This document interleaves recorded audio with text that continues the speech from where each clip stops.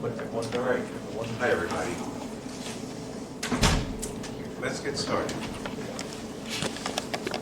So, there was a correction made to the first problem, current problem set, so hopefully you have downloaded that. Uploaded all the lectures now with what we're going up to. And all the podcasts you can always find on YouTube, even if they're not linked back to our site. So if you go to look for Secret on YouTube, you can find us. And to remind you that there will not be lecture next Monday. We'll schedule and make up the best we can. All right? Very good. Okay.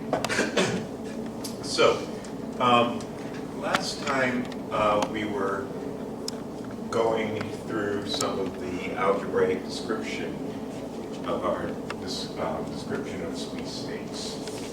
And so when thinking about squeezing as we see is a kind of phase-dependent phenomenon, right? The amount in the squeeze state, the quantum fluctuations vary as a function of the phase of the oscillation. And so an important quantity in thinking about that are thinking about the quadratures, or what is sometimes called the phase quadratures, which represent the amount of cosine and the amount of sine of the oscillation relative to some reference phase. Okay? And so in the quantized version, those quadratures appear here. And so if I thought of A, the annihilation operators is the quantized version of the complex amplitude, these represent the real and imaginary parts of the complex amplitude relative to some phase. Okay? Right. Okay, so we have to keep that in mind. So an important quantity we define in this description of squeeze states is the so-called squeezing operator. And the squeezing operator has this form with quadratic terms in the creation annihilation operators. In this convention, we're taking R to be a positive real number. So this is a unitary operator. And the unitary transformation on the creation annihilation operators is known as a Bogoliubov transformation. Okay? And it has this form. And its action on, say, the x and p quadratures at zero phase with this convention has this form with the exponential scale factor decrease or increase, in this case along x and along p in this way. Yes, sir? Why do we write when we, like the action on the p quadrature in terms of x? No, we don't. We just were not being careful.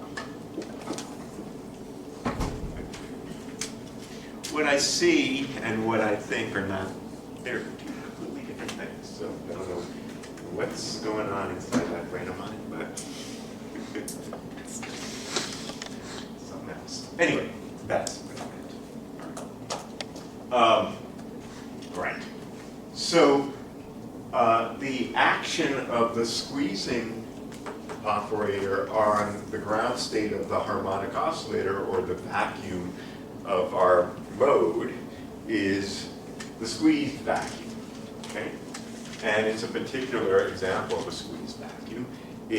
We call it vacuum because it has a mean of the quadratures of it to be 0. So the mean field is 0, and that's why we call it a vacuum. But the fluctuations around the mean are not the same as in a vacuum. And in particular, for this particular state, we have reduced fluctuations along the x quadrature and increased fluctuations along the p quadrature, where this is the vacuum level. Okay. Now, the squeezed vacuum ain't vacuum. We can ask ourselves, what is the mean number of photons in the state? Is it 0? For the vacuum it is. But what is it for this state? How would we calculate it?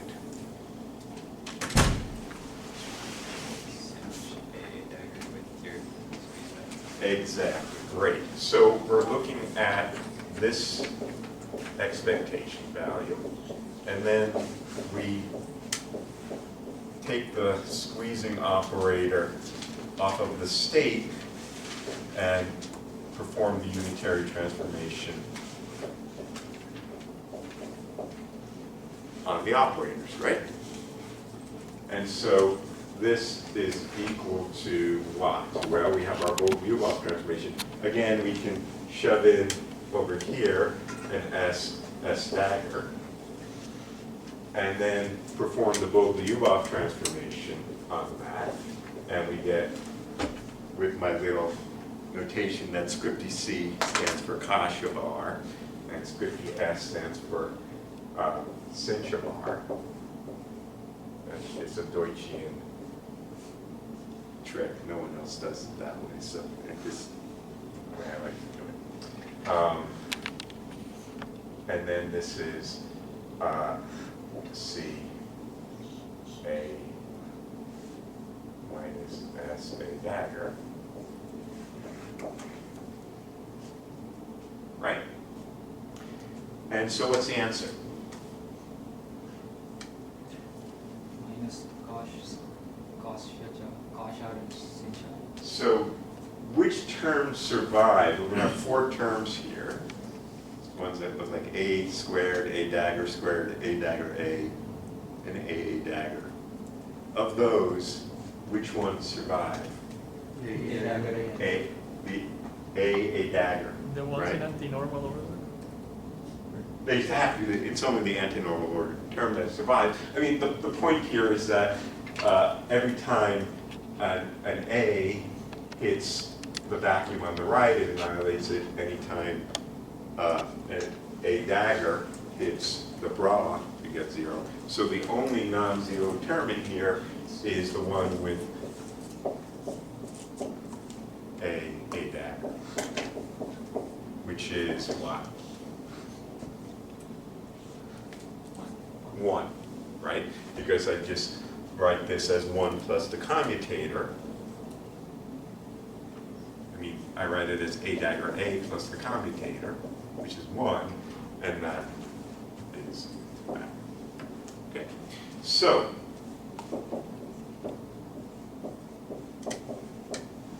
this state is not an eigenstate of the number operator. It has also fluctuations in the number. And this is its mean number of photons. Okay. The vacuum is both a coherent state and an eigenstate of the number operator. Okay. Now, in thinking about these kinds of squeezed states, it's often useful to think about them in thinking about the X or P representation. That is the wave mechanical description of the representations of these states with respect to position wave function, momentum wave functions. Now I caution you, these wave functions have nothing to do with the position or the momentum of the photon, right? These x and p's are not the first quantized operators that represent the position and momentum of the particle. They represent the quadratures. They have the same algebra, and all of the things we know about wave mechanics apply. Non-relativistic wave mechanics, even. But it's not the wave function of the photon, so I just want to make that clear. Okay? But maybe we'll just go over here.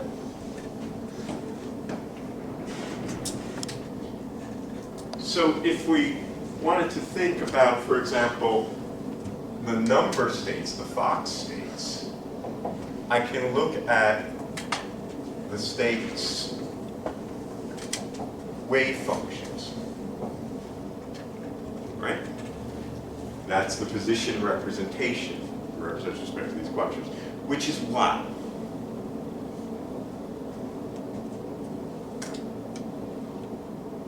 Or which are what? What's that? They're related to Hermite polynomials times Gaussians, right? Those are the eigenfunctions of the simple harmonic oscillator, right? So there's some normalization constant. There's a Hermite polynomial, and then there's a Gaussian, right? So these are the Hermite polynomials. Of course, the same is true in momentum space. Is one of the nice things about the harmonic oscillator, because it looks exactly the same in x and p, because it's the Hamiltonian's x squared plus p squared. These are in our dimensionless units. Okay. And so, of course, we remember what this looks like. The ground state is a Gaussian. The first excited state is an odd parity state. Second excited state, etc. Yeah, I don't even know. Okay. So the ground state here is 0, which represents the vacuum. And this represents the probability amplitude for a measurement that would give us the probability of seeing x, however the heck we're going to measure that, and we're going to talk about that today, would be in that case Gaussian, right? And similarly for the p, right? So, you know, as I said before, you know, up to some overall phase, this is the same exact thing. So the momentum distribution is also a Gaussian, right? And that's what, going back over here, what this distribution is meant to, in some sense, represent, that there's a Gaussian distribution in x or p. And in fact, with respect to any quadrature, you know, I could calculate, if I had chosen to do so, what is the wave function with respect to that observable. That's a perfectly good thing to consider. There are eigenstates in the same way that there are position eigenstates. There are eigenstates of those quadrature operators, x and p. They're Hermitian operators. Of course, they have the same continuous spectrum, and they're going to be exactly the same. Some overall phase, but then there'll be a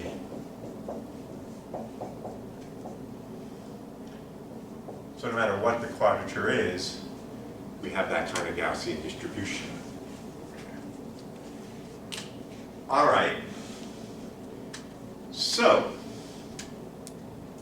what is the wave function in the x representation of the squeeze vacuum?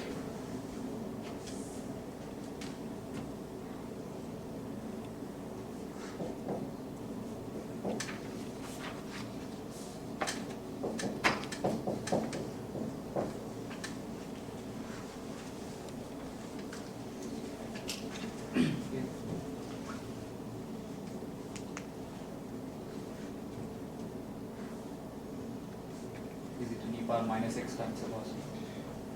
So we know, I mean, just in, well, so algebraically, I could try to write this out if I wanted to. I could do that, right? Because this is the squeeze vacuum. Then I have to ask, how does this guy act on this if I wanted to do that? So that's an interesting question. Maybe I didn't think of this, but let's do it. What the heck? So, question, how would you calculate this?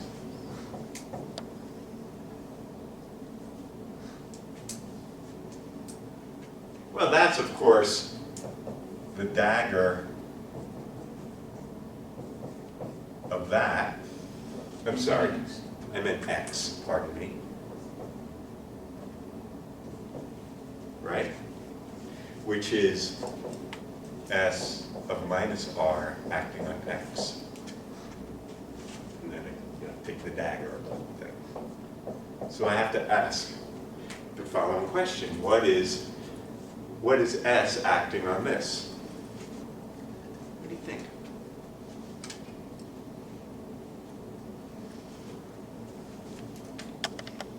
Well, we know what the unitary transformation is of S on X.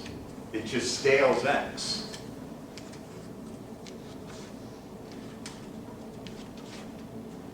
So, just as an aside, what is the squeezing operator acting on this?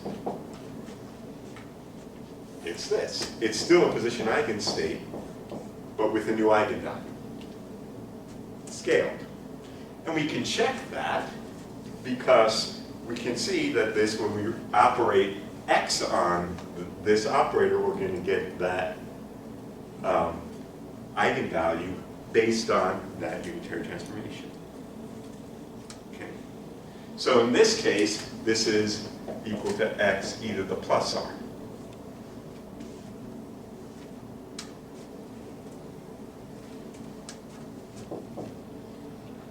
So this is going to be,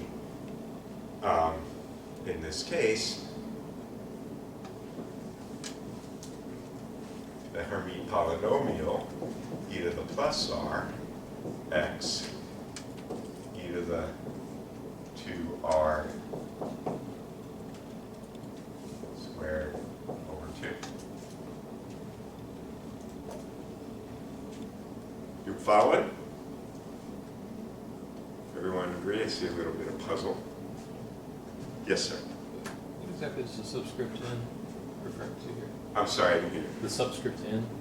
Oh, yeah. This is not correct. This is for the nth state, not that. So this for the, let's restrict our attention, pardon me, to the ground state. So there's some, n0 e to the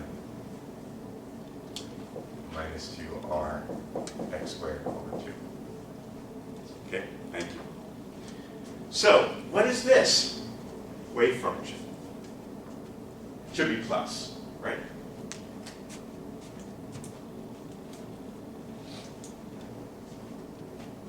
So what is this wave function?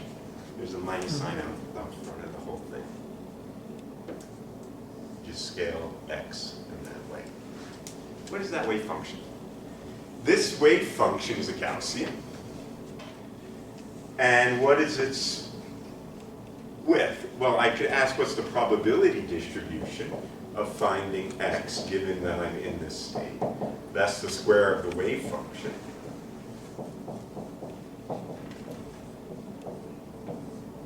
Which is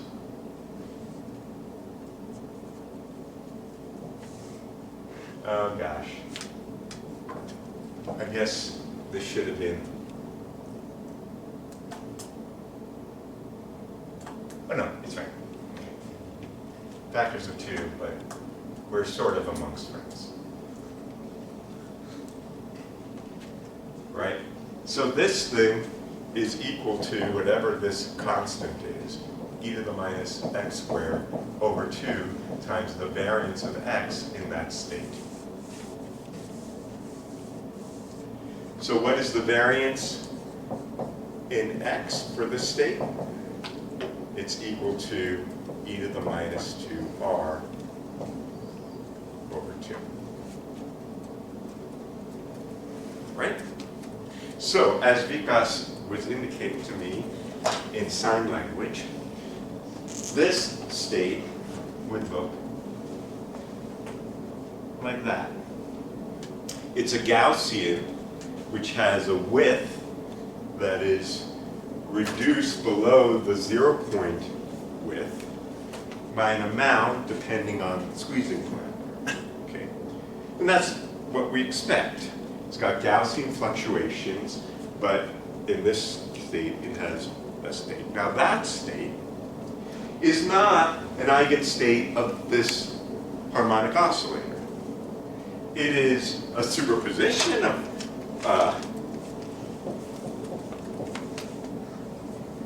the Fock states. As I said, it has a mean number and fluctuations in number because it itself is not an eigenstate of the harmonic oscillator. Okay? Question. Given that this is this Gaussian centered at the origin, this is the wave function,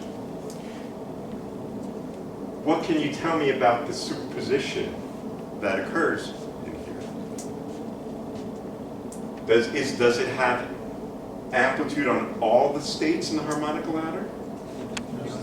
Just the even ones, right? This is an even parity state, and thus it only has superpositions over the even states. So this is a superposition of only the even states. And we kind of course, know that from the Bogoliubov transformation, right? We can see that there's many ways, there's many pieces of algebra we can use just using the unitary map. This Bogoliubov transformation acting on the vacuum only has powers of A dagger squares. So it only involves pair creation. For small r, it's only a superposition of 0 and 2 to, for r being very small, for example. Okay. And actually, that's an interesting point. So let me maybe make that point here.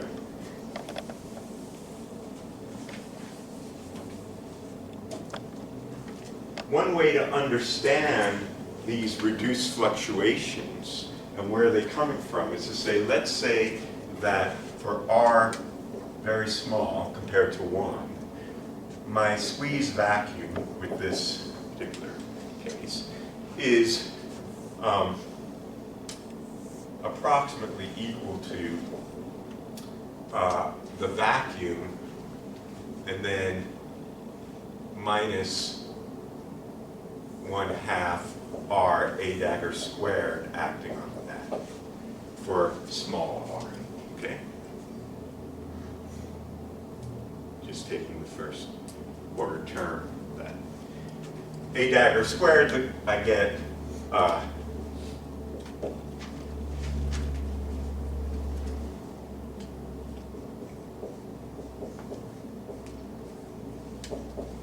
that, right? Using the rule that A dagger acting on n gives me n+1 with the factor square root of n+1 on, right? So that's I can think about my squeeze vacuum, and this is important for continuous variable, as a coherent superposition, not a statistical mixture, of vacuum and 2 photons. In this case, I'm sorry, there should be a minus sign. The particular phase of the superposition is important. It's going to tell us something about where the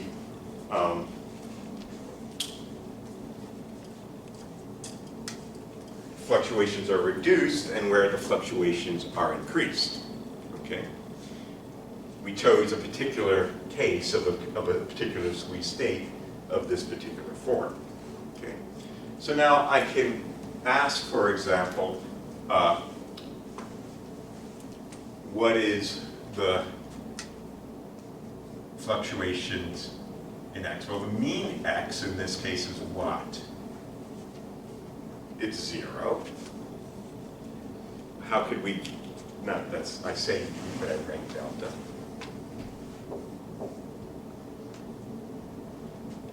We can calculate that easily. Each one of these states has a mean 0, and the cross terms are also 0 because x only has an a or an a dagger, and so the cross terms would be 0.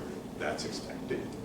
So anything, because another way of saying that instantaneously is this is an odd parity operator, and this is an even parity state. Okay. All right. What about the fluctuations in x? Well, that's the mean of x squared minus the mean of x squared, but that's 0. And that's going to be equal to the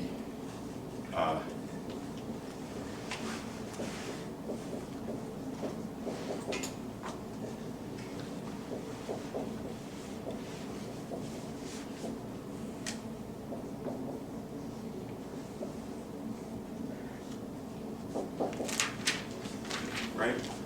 Writing out x as a plus a dagger squared.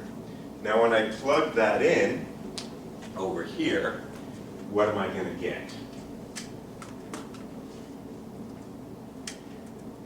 Well, we can look at this. There's going to be terms that are related to the expectation value of this, terms that are related to the expectation value of that, and then the cross terms, right? So to first order,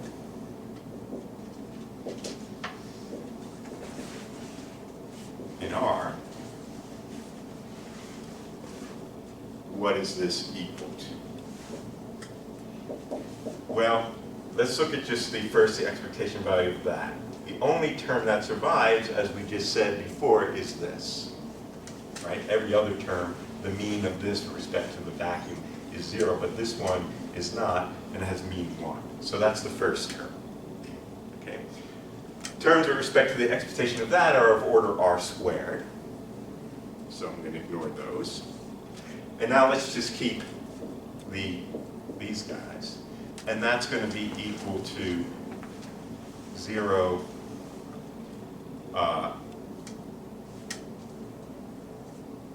a squared plus a dagger squared plus a dagger a, I'll just write it this, plus 2 a dagger a plus 1, 2, plus 2, plus the Hermitian conjugate of complex conjugate.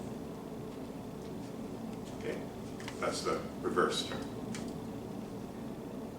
Okay, and what is that equal? Well, these terms vanish because off diagonal this term has definite, this is 0 because these are orthogonal. That's 0 because this is a number operator and these things are two different number eigenstates. This term is 0 because it hits the vacuum and violates. So the only term that survives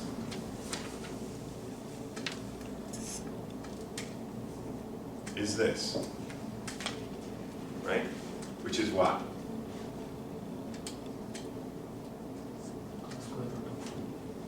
What's that? Square root of 2. So let's see. We get, right? So the whole story here, and then we have 2 of them over here. So this is equal to 1 minus 2r over 2. Yes? So when we wrote down the expectation value with the squeeze states, if we write it as S dagger and S, then even the A dagger 8 will have like cross terms which will look there like is, A dagger. but they are all related to higher powers of R. This is a power series expansion. this is what we see is approximately what we expected, e to the minus 2r over 2 for small r. So this is a power series expansion of this for very small r. The key point that I want to emphasize here is that this is an interference effect. Isn't that just 1/2 minus 2r? Sorry? Isn't that just 1/2 minus 2r? I might have got the algebra wrong then, but I'm not going to worry about it because I know this is the answer. And trying to do the algebra on the board was really out.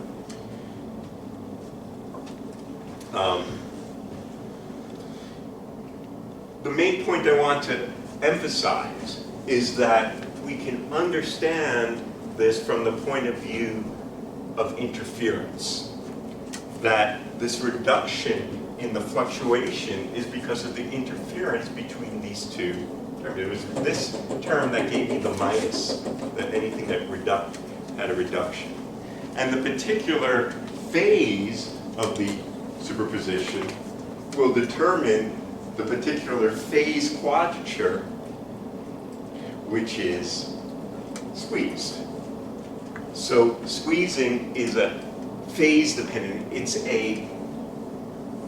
These continuous variable type quantum effects are related to interference between the different number sectors. This is not a state where we think about it as having either the vacuum or 2 photons, or 4 photons or 6 photons or more. What we have to think about it is a coherent superposition between those. Okay. All right, I want to come back here though for a moment because I want to emphasize a few different points. So I ask you the following question. Let's say at time t equals 0, I prepared the state of the system as a squeezed vacuum. That state is not an eigenstate of the Hamiltonian, right? It is a superposition of eigenstates. So it will evolve as a function of time. As a picture of a wave function, what happens to this wave packet as a function of time? Spread out. It's going to spread out. It's going to, at some later time, be this. And it will breathe. This is a breathing wave packet.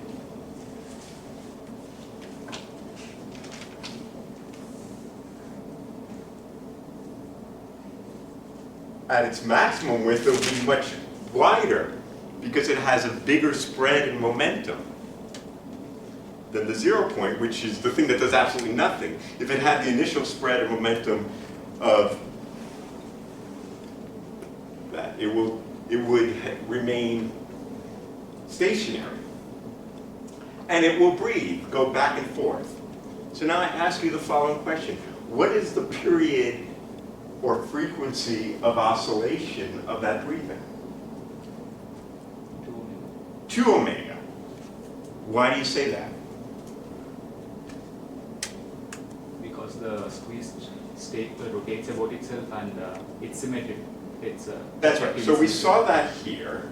If this is a phase space picture of what we just described, having both the position and momentum distributions at the same time, and as Vikas said, if I thought about this as going around at omega, then we see that it has twice the frequency or half the period before the distribution returns to itself. But we can also understand that here, in that if this is my state at time t equals 0, then at a later time,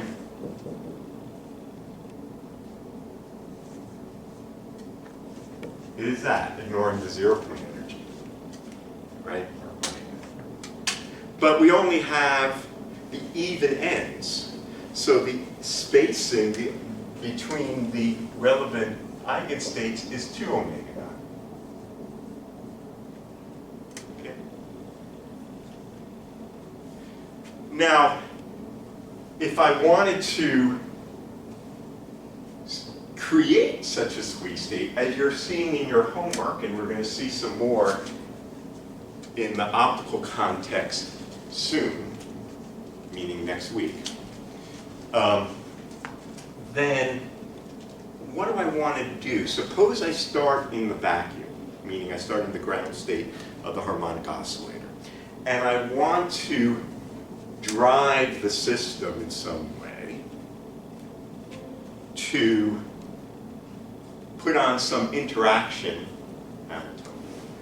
that will drive the system into a squeeze state. Oh, yeah? Did you make a measurement of the quadrature? If the X quadrature? Oh, that would work. That would be, if I could do such a measurement and make some resolution, a projected measurement to do it. But that's not quite the question. You're absolutely right, Matt. I'm asking a different question. I want to have a Hamiltonian such that the time evolution operator acting on the initial vacuum state gets me towards a squeeze state.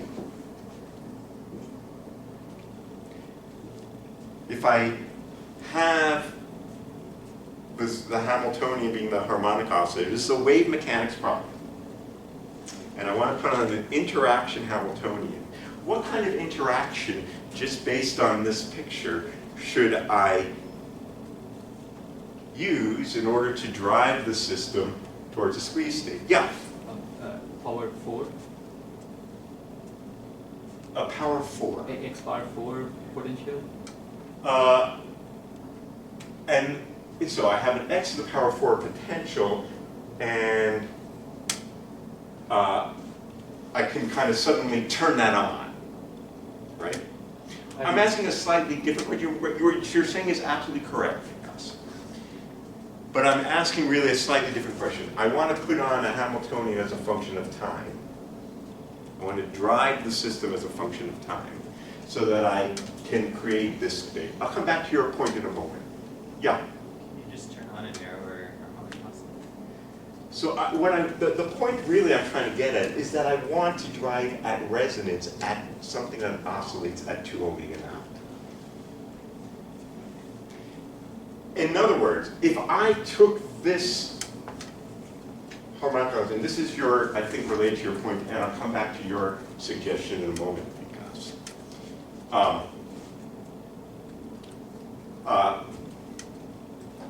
and I were to make this harmonic oscillator, its oscillation frequency, or the curvature of this well, go back and forth such that it oscillated at 2 omega, I will drive parametric resonance, which you're currently studying in your homework. And I will exponentially, as a function of time, grow. There will be an exponential growth in the amount of squeezing of this kind. So if I can change the spring constant of my harmonic oscillator and do it in such a way that my frequency of the change, like the changing of the length of the pendulum in the toy problem when you're looking at homework, I will get parametric resonance. That is what is done in optics, is what's known as a parametric amplifier. Yeah? So in this case, though, we're talking about like some vacuum mode. So this is like we have a cavity and we like move one of the mirrors or something. You know, I want to put that on hold. At the moment, this is a particle in a well. Okay? So I'm just thinking about the physics of a harmonic oscillator. Now, what we will see, as this is also a description of a mode, of a field, changing the spring constant is like changing the frequency of the mode. And that can be changed by effectively changing the optical path length within the cavity. Right? So we will see in nonlinear optics on Thursday next week how that goes. All right. Now, to sort of your point, us about X force. There's a slightly different way I can create a squeeze state.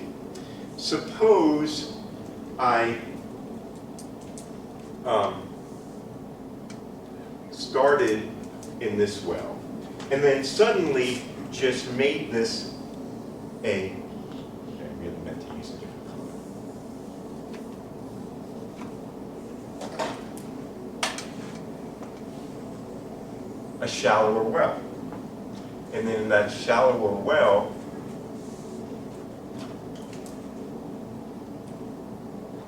this is the at-ground state. If I do that suddenly, the so-called sudden approximation, what was previously the ground state is no longer the ground state of this new well. What is it? It is a squeeze state. And it's going to spread out and breathe. This state is a squeeze state. So if I can do that suddenly, it's another way. And putting on x to the fourth is another similar solution. It's like changing the curvature of the well suddenly. If I just suddenly turn on the potential, then that would be another way. But if I want this exponential growth in the squeezing function of time, I need to drive the system, and then I have this parametric resonance.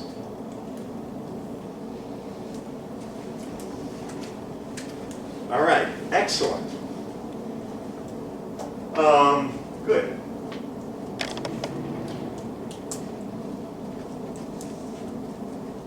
I just want to maybe make one last point about this, which is the way in which we can envision what happens as a function of time in this problem is entirely classical. Because I have a probability distribution of position momentum that simultaneously, I have a simultaneous honest-to-God probability distribution in position and momentum.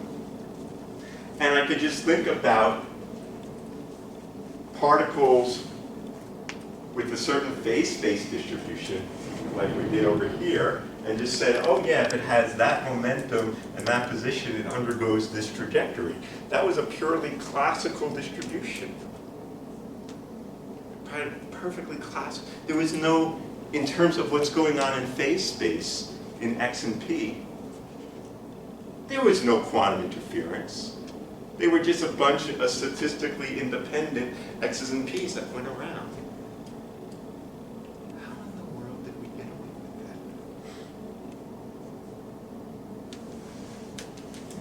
that? Well, that's a real puzzle, and one that I'll leave you with for a little bit. We won't answer it. But it is a harbinger of things to come. The question of what is classical and what is non-classical in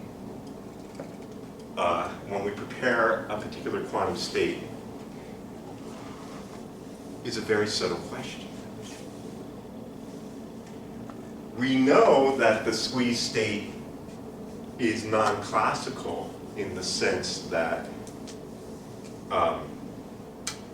it is a superposition of these different number states. It could not have been produced by a classical light source. And what we see in terms of photon counting can be not described in terms of classical random waves plus Poissonian noise on top of that. That doesn't work. But it doesn't mean that every measurement that we do cannot be described classically. So the notion of what is classical and what is not classical depends on what I measure. Certain measurements can have a perfectly good classical description. Other measurements, the probabilities of those outcomes cannot be described by a classical system theory. And that's a subtle point that we never really teach well in graduate or undergraduate quantum mechanics. Okay? And we're really going to delve into that deep in the next few weeks. All right. Moving on.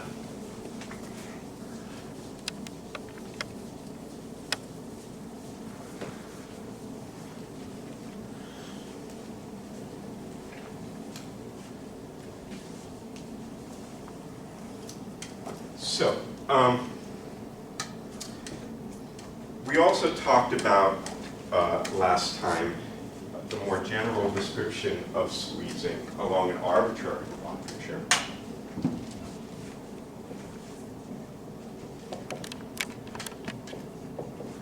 So a more general squeezing operator we wrote in the following way, where this parameter zeta we've written with this particular parameterization. And this squeezing operator has a more general Bogoliubov transformation, but in particular, it is such that it squeezes the quadrature along that phase theta in this parameterization related to that parameter zeta.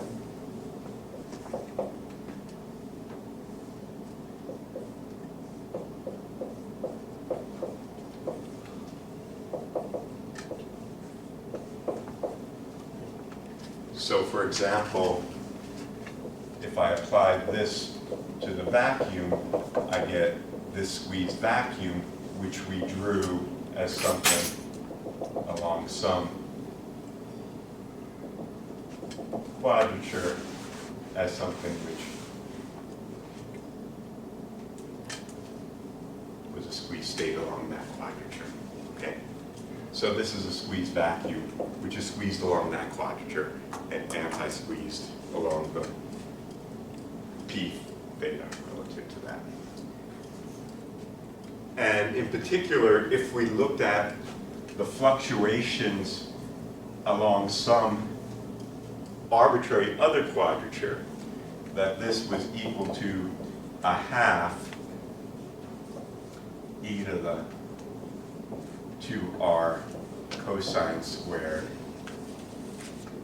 phi minus theta plus b minus 2r sine squared minus plus phi minus theta.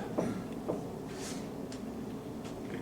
So that if we were to plot this as a function of phi, what we would find is, well, if this is a half,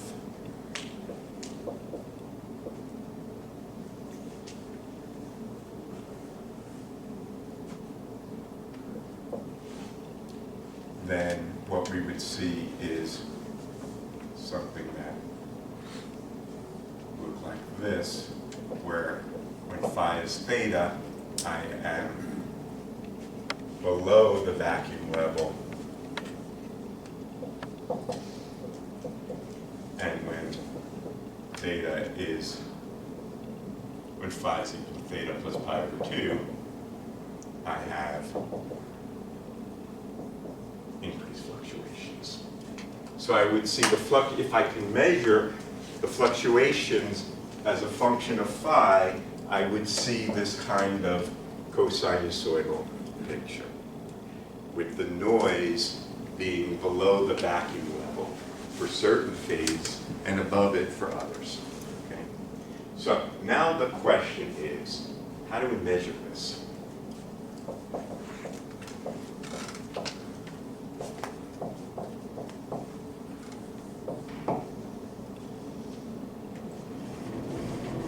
All right.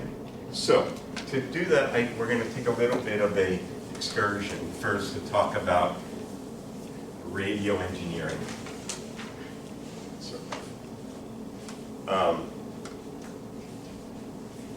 So squeezing is a phase-dependent phenomenon, and so to observe it, we somehow need to have something with a reference phase. It in some way involves interference.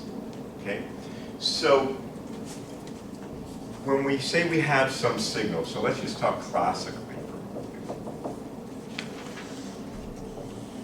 Let's say I have some signal, which is described by some electric field. as a function of time. Could be some stochastic thing, I don't know what that amplitude is. Okay? And I want to measure something about it, but in a phase-dependent way. The way one would do that is one would take the signal and one would mix it on a beam splitter with something called a local oscillator.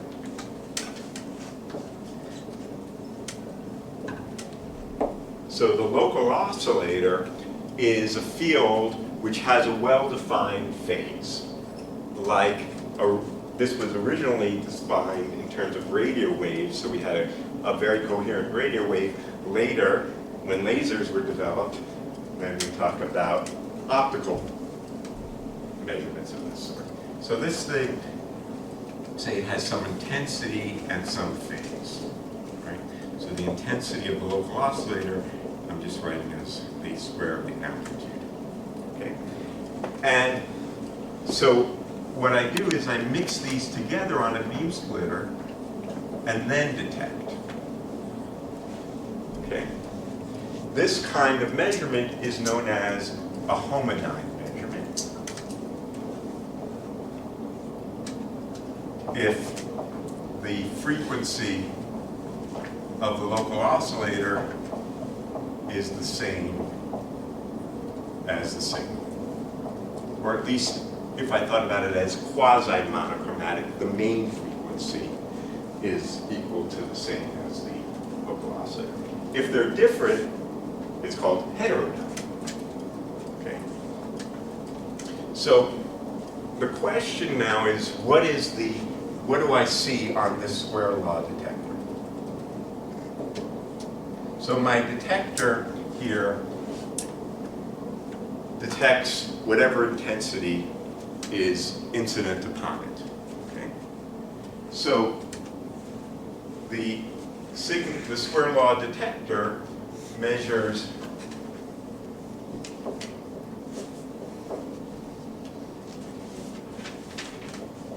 whatever the square of that amplitude is. Okay. And that will be related to the transmission of the signal and the reflection of the local oscillator interfering with one another. So I have the transmission on the signal plus the reflection of the local oscillator squared. Okay. So of course what that equals is the transmission of the power, or the intensity, times the intensity of the signal, plus the reflection on the intensity of that, it's just the sum of the amount of intensity reflected and transmitted, and then the interference term.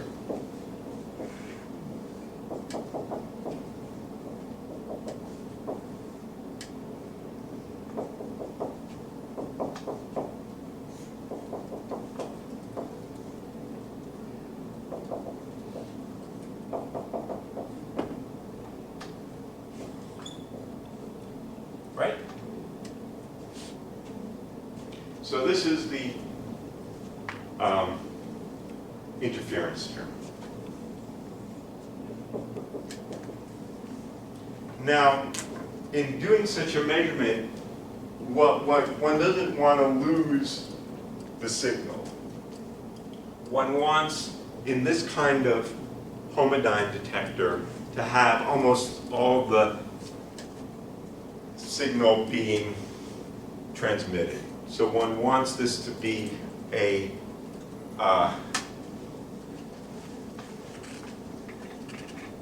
situation in which, first of all, the transmission is much, much bigger than reflection coefficient in terms of the power. So that I transmit all the signal as much as I possibly can. And furthermore, I want it to be the case that the aspects that I see on the signal are such that what I see on the signal is dominated by this term and not that term. which means I want the local oscillator intensity to be huge. Okay? So I simultaneously take R times L naught to be huge compared to the transmission times the intensity of the signal, which just means I want the intensity of the local oscillator to be huge compared to this ratio, which I can always choose independently. Okay? Under those conditions, I can write this approximately. First of all, I can ignore this term relative to this. Okay? And then I have this interference term. Now this interference term is equal to the square root. Let me just say, in addition, if, for example, if I have I don't have to do this, but if this were a symmetric beam splitter,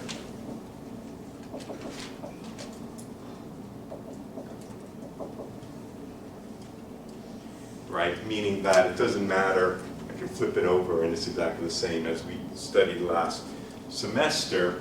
In that case, what we have is that T R star is I times the magnitude of T times the magnitude of R, or plus or minus. Let me see how I want to choose it. I want to choose it in this case.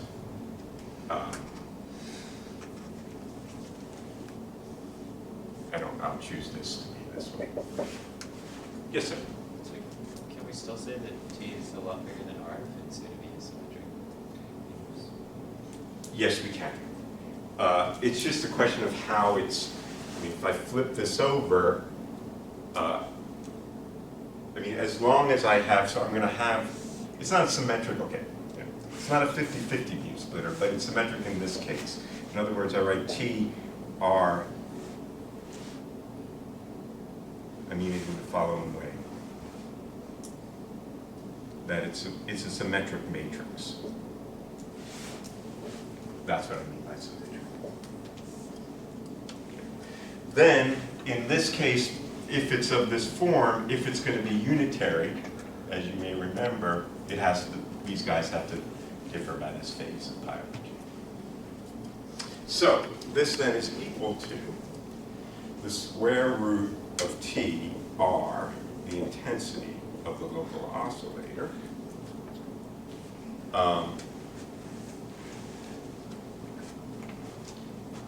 each signal, e to the I phase of the local oscillator plus pi over 2, plus e signal star, e to the, this guy is a minus, and this guy is a plus.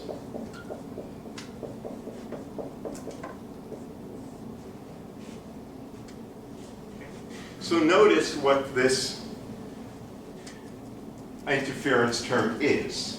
This interference term is a quadrature of that field.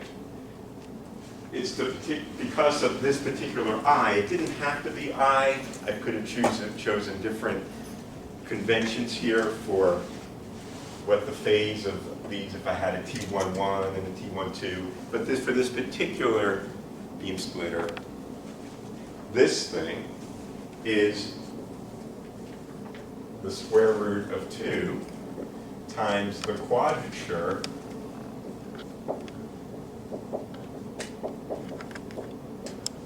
that's 90 degrees. It's the P quadrature, if you like, with respect to it. Okay. But it represents that quadrature. Notice that the quadrature that I'm measuring depends on the phase of the local oscillator. So by varying the phase of the local oscillator, I can look at different quadratures. Now, of course, this only makes sense is if these two guys are phase locked in some way. I mean, if I have to, this guy must have some definite relative phase with respect to the local oscillator, otherwise this makes no sense. So in a typical situation, the signal itself is generated by whatever field this is as the local oscillator, and then you beam split some of that laser beam off and use it as the local oscillator so that they have a definite phase reference with respect to one another. But for math, we forget about that. Just mention that for the moment. Okay? All right. So what this tells me is that this Homodyne detector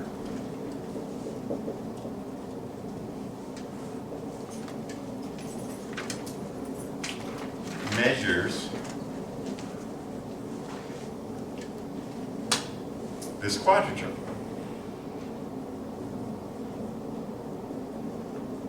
In this particular case, plus pi over 2. And that's how you measure a quadrature. You do a Homodyne measurement. Now, this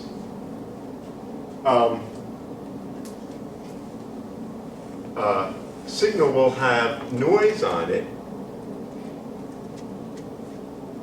If we just thought about it from the point of view of classical noise, that would be related to the fluctuations of this quadrature plus whatever fluctuations there are in the intensity of the local oscillator. Okay? Yeah? Plus maybe your square law detector was. Yeah, sure. I mean, there's all kinds of other technical noise, but we want to first talk about the fundamental noise. Right? You got to have, if you're going to do things like measuring squeezing, you better have good detectors that don't have a lot of electronic noise on top of whatever fundamental noise there is related to the fields itself. So that's the challenge in doing these kinds of experiments. So if I'm interested in measuring the fluctuations in this by looking at the noise on some kind of spectrometer that would measure the noise that's coming out of this, I want to make sure that I have a very steady local oscillator. Otherwise, the noise in the local oscillator is going to dominate on that. So if that's a problem, there's a solution. And that's known as balanced Homodyne detection. So maybe I'll cheat.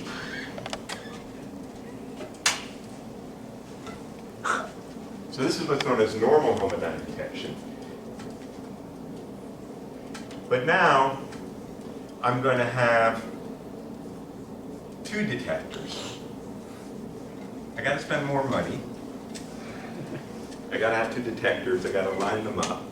But I take two detectors and I subtract the photocurrents that come out of these two ports.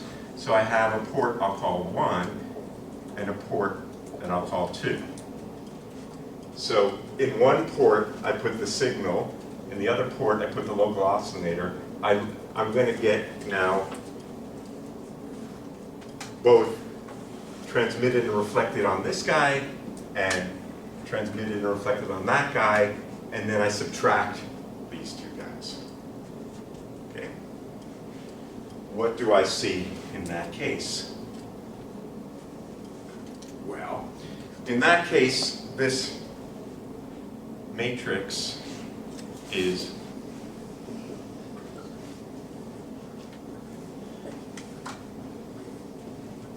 that, right? That's the 50-50 beam splitter. So now I'm going to have a 50-50 beam splitter. Because I want as much of my signal to go here as to go here. So now I'm going to have a 50-50 beam splitter. This is what I have. Okay. So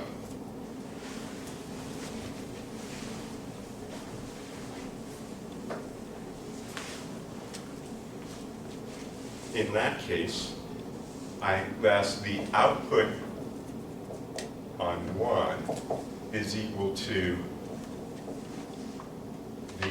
transmitted signal plus the reflected local oscillator squared over 2, which is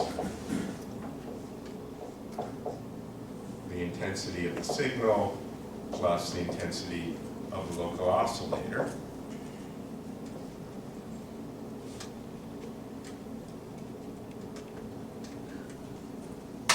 And then I'm going to get plus, it's better just, I want to do this in my head because I'm going to get some of the factors wrong.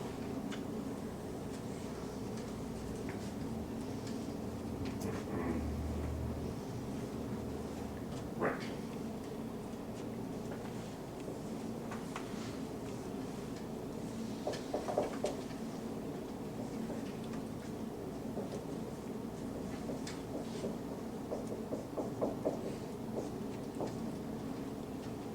And in the other port, now I have E local oscillator plus I E signal. And when I square that out, I get the same thing, but now with a minus sign. Of course, the total amount of intensity coming out of both ports must sum to the total intensity going into both ports if this is a lossless beam splitter. But there's constructive interference in one direction and destructive interference in the other direction. And so now if I look at the difference between these two, which is what's measured in this kind of what is known as a balanced Homodyne detector.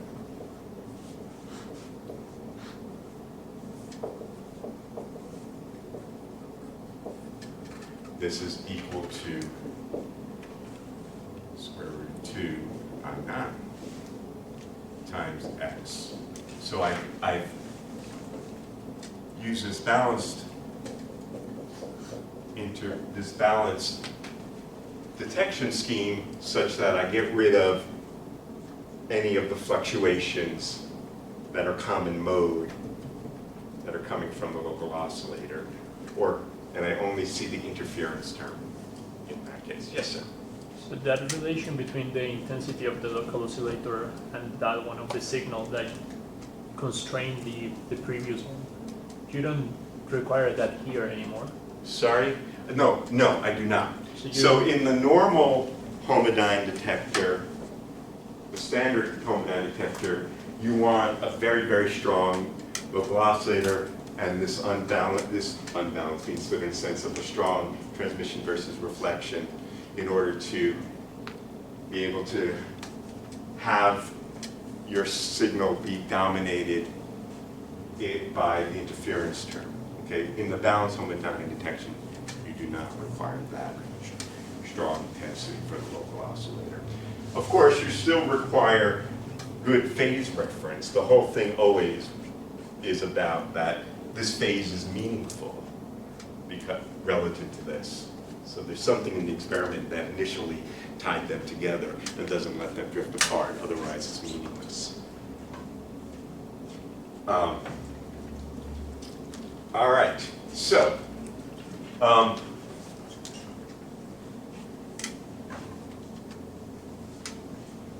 what one would do then to measure the noise in the squeezed state is you'd send your, say, squeezed vacuum onto this balanced Homodyne detector. You would look at the noise spectrum of how much noise you see on this, and you would do that as a function of the local oscillator, and you would see this, where this is the phase of the local oscillator plus vacuum. So what that would mean operationally is what you would see on this balanced Homodyne detector is, you know, here at the vacuum level, and if I were to look at what's coming out of my balanced Homodyne detector,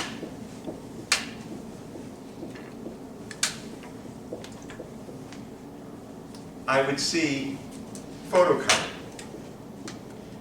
It would have some mean photocurrent, and I'd see some amount of noise on that. And however the hell a spectrometer would measure the noise power on that, it does it, I don't know how. But you measure the noise power, and you get something. That would be your reference. Now you change the phase of the local oscillator with your whatever, AOM, EOM, I don't know, something that changes the phase of the thing. And you end up over here. And at that point, what you would find is the following.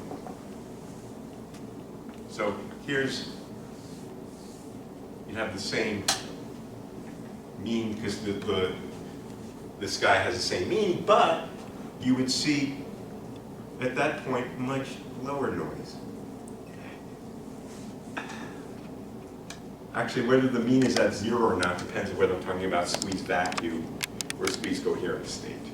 So this thing might, what this overall level is, depends. If it's squeezed vacuum, really, I should have it over here. So let's do that. This is a squeezed vacuum because I mean you would see nothing but noise in that case if it was squeezed vacuum.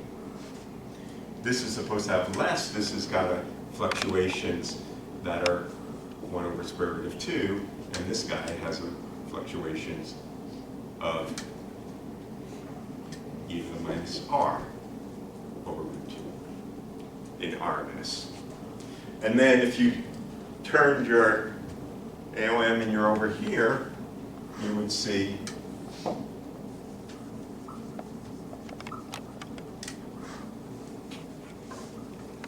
something that was much noisier, with fluctuations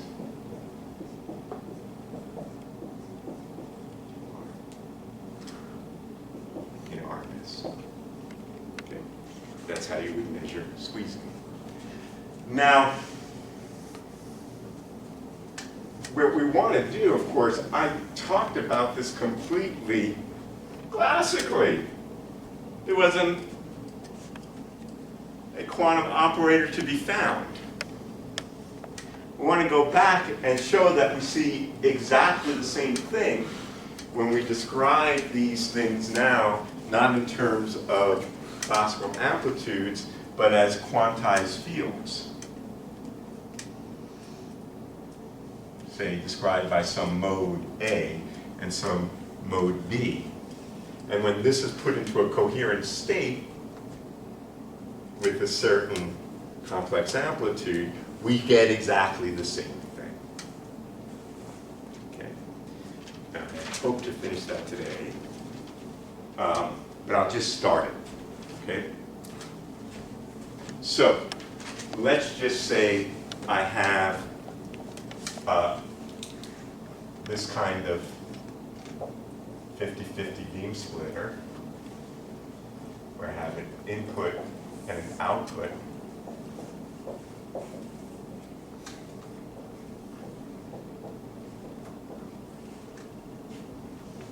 Then we have exactly the same relationship here in terms of the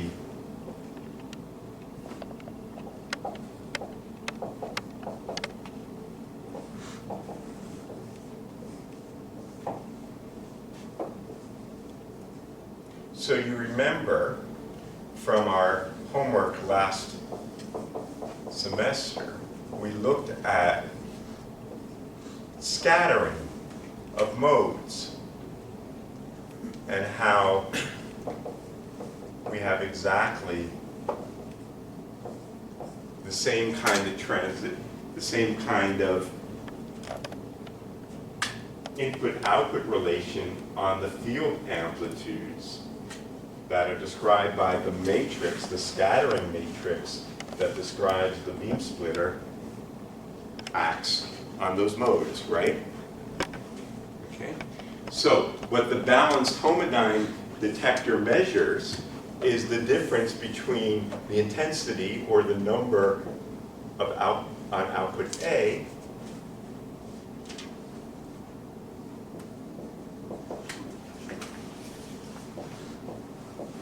minus on output B.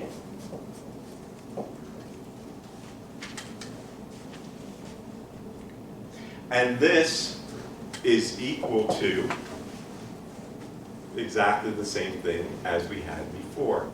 This is equal to 1 over 2 A in B in dagger times minus I plus I A in dagger B in.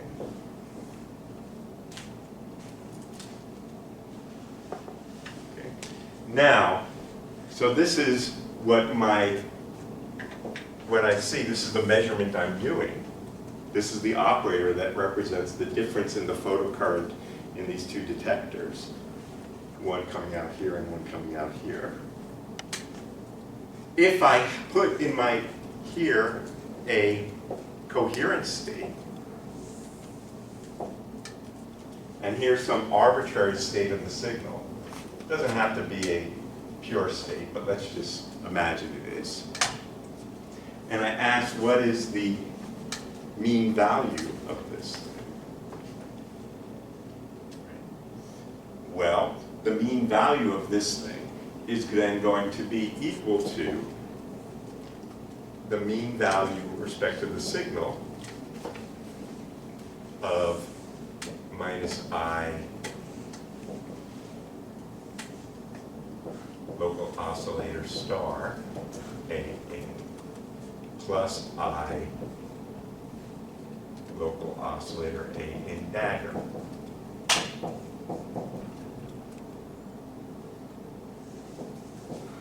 Right? And if I write my amplitude of the local oscillator as the magnitude times some phase, then once again, what I see is this is equal to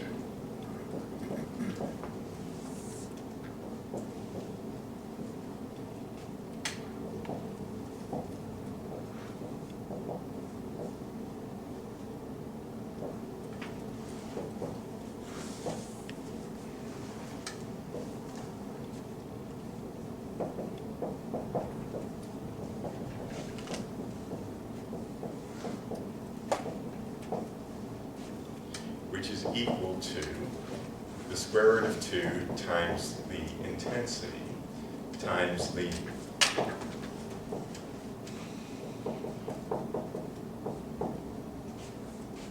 right? This is the phase quadrature, right? Expectation value. So this, from the quantum mechanical description as well, under the assumption that I put a coherent state, or at least a state with a well-defined phase, but I might as well do one with the coherent state,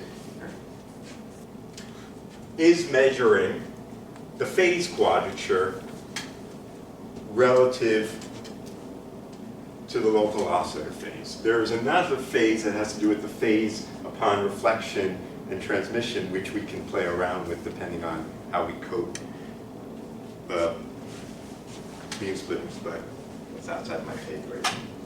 And similarly, the fluctuations will be exactly the same. All right? That's all we really needed to know for you to be able to push forward on the homework a little bit more, and I wanted to get there. We'll pick this up again next week. All right?